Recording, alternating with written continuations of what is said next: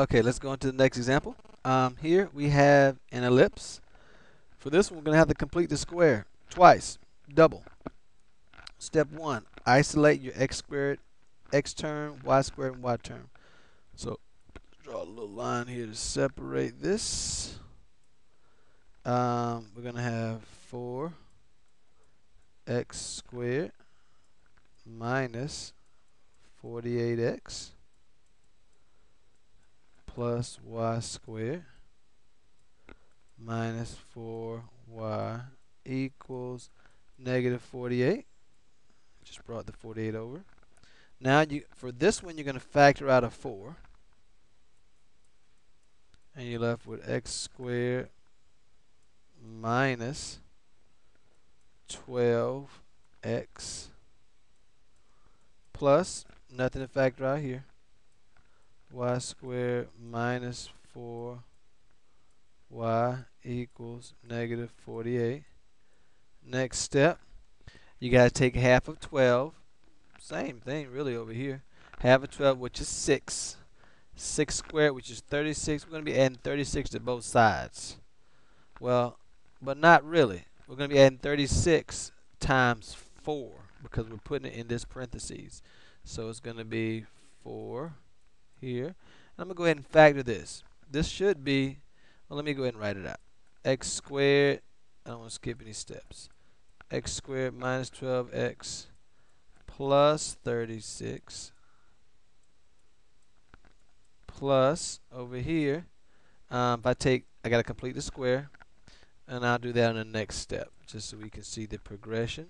Y squared minus 4y equals negative 48. Okay. Notice here I added 36. Well, you got to add 36 times that 4, and 36 times 4, which is 144. I got to add that to the right side because I want to complete the square here.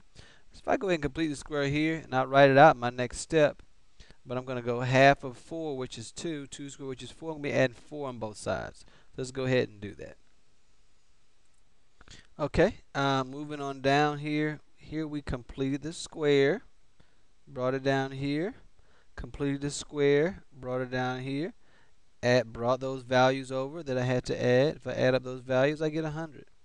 Now, since we're putting this in ellipse form, on the right side it should be equal to 1. So I'm going to divide everything by 100. Everything by 100. We're almost there.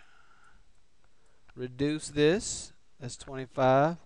So here's your final equation. X minus 6 squared all over 25 plus y minus 2 squared all still over 100 equals 1.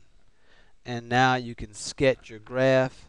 We know that let's see, this is an ellipse. The largest value is going to be the major axis, and that's where your foci will fall on. And the value going to go from the center. In this case, your center is 6, 2, and you're going to go in direction 10 in both directions. On the y-axis, you're going to go 5 in both directions on the x-axis, and you're going to sketch your ellipse. And this is it. That's it. The main thing with this test, make sure you can go backwards.